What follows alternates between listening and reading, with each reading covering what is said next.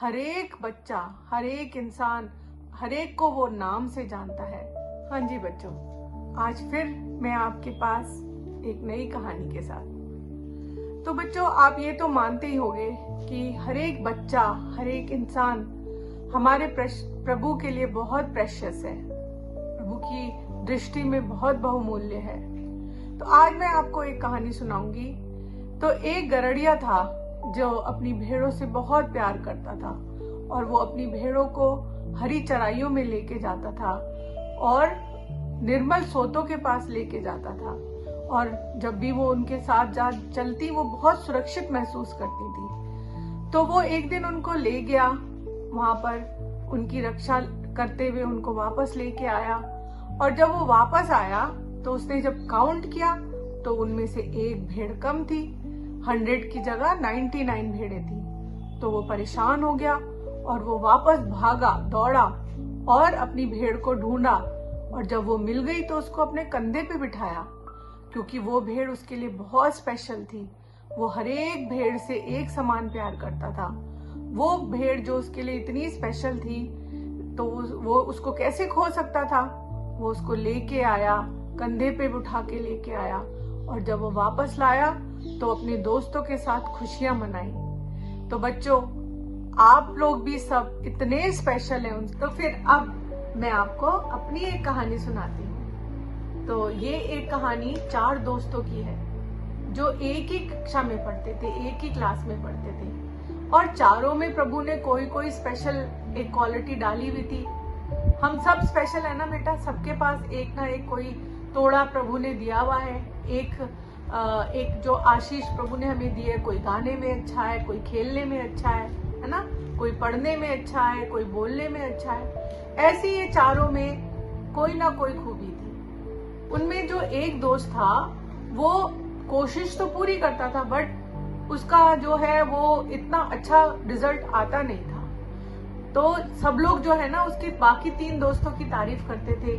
Class में वो लोग बहुत फेमस थे कि भाई ये जो लड़का है ये पढ़ाई में अच्छा है, ये स्पोर्ट्स में अच्छा है। लेकिन एक लड़का जिसका नाम जॉय था, वो उनका दोस्त तो था, वो चारों इकट्ठा रहते थे, मगर इसकी कोई तारीफ नहीं करता था। और ना ये किसी चीज में बहुत एक्स्ट्रा ऑर्डिनरी अच्छा था, नॉर्मल था, जैसे नॉर्मल बच्चे होते हैं। तो इसको ना इसके मन में एक इंफ्योरिटी कॉम्प्लेक्स, एक हीन भावना पैदा होने लग जाती है और वो परेशान होने लग जाता है कि प्रभु, मैं संडे स्कूल में मैंने सुना है कि आपने सबको तोड़ा दिया हुआ है, सबको आपने एक टैलेंट दिया हुआ है, मेरा क्या टैलेंट है।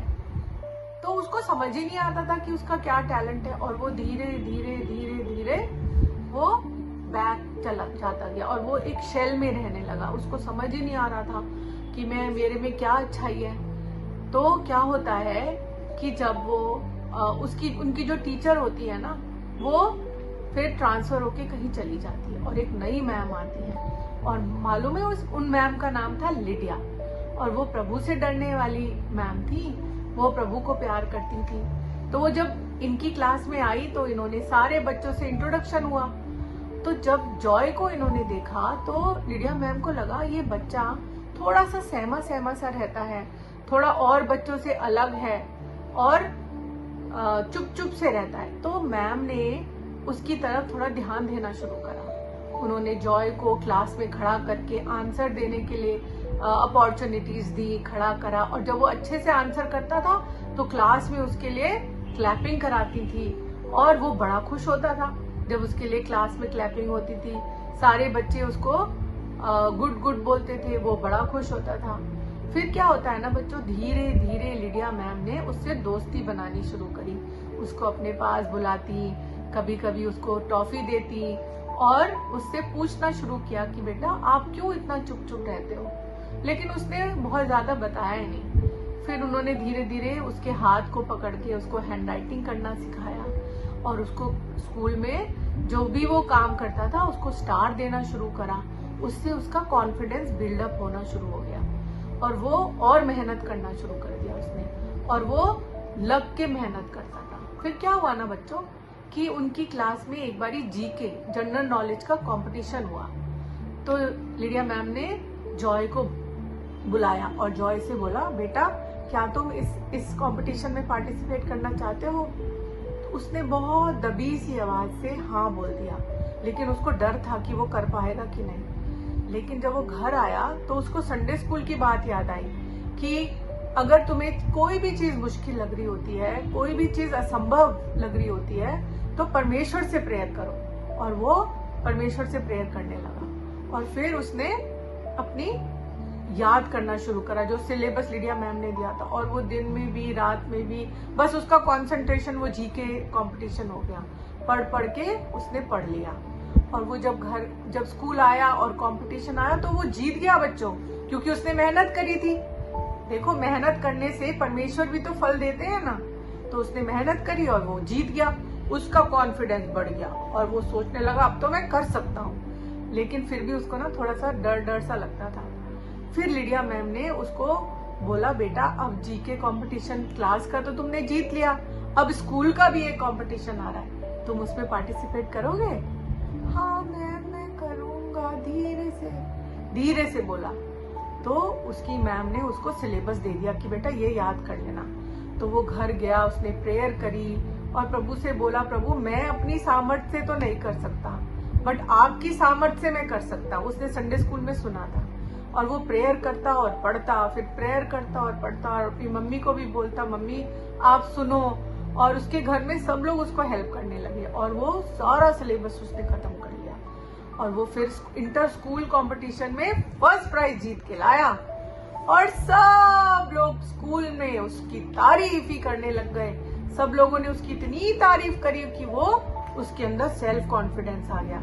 तो बच्चों कैसे आ गया? प्रेयर से और कॉन्फिडेंस से। उसने अपने अंदर एक कॉन्फिडेंस बिल्ड करा कि मैं कर सकता हूँ। और फिर तो सब लोग स्कूल में उसको जानने लगे, उसके दोस्त भी उसकी तारीफ करते कि जॉय ने तो हमारी स्कूल का नाम, हमारी क्लास का नाम रोशन कर दिया। और वो बहुत खुश हो गया, है ना। सो इसलिए याद रखिए कि आप यीशु मसीह के लिए कितने प्रिय, बहुमूल्य हैं। आप सब स्पेशल हैं, बहुत बहुमूल्य हैं आप लोग। और वे आपको नाम से जानते हैं। उन्होंने आपको इस दुनिया में किसी उद्देश्य के लिए भेजा है। वे आपसे बहुत प्यार करते हैं, चाहे आप कैसे भी क्यों ना हो। हमारी जिंदगी के लिए बहुत ही अद्भुत योजना भी रखते हैं। आप कभी भी कहीं भी कैसे भी उनसे बात कर सकते हैं और इसी को प्रार्थना कहते हैं। जब भी आपको लगे कि आपको कोई परेशानी है, आप परमेश्वर से प्रेयर करिए। बाइबल में एक वर्स है बच्चों, ये आप याद कर लेना, 1 पीटर 5:7। अपनी सारी चिंताएं परमेश्वर पर डाल दो क्योंकि उसको तुम्हारा ध्यान है। ये आप याद कर लेना। आज के लिए इतना ही। मैं आपसे जल्दी मिलूंगी। और बच्चों, नीना आंटी आपसे बहुत प्यार करती हैं और आप सब सुरक्षित रहिए। बाय फॉर नाउ, जल्दी मिलेंगे।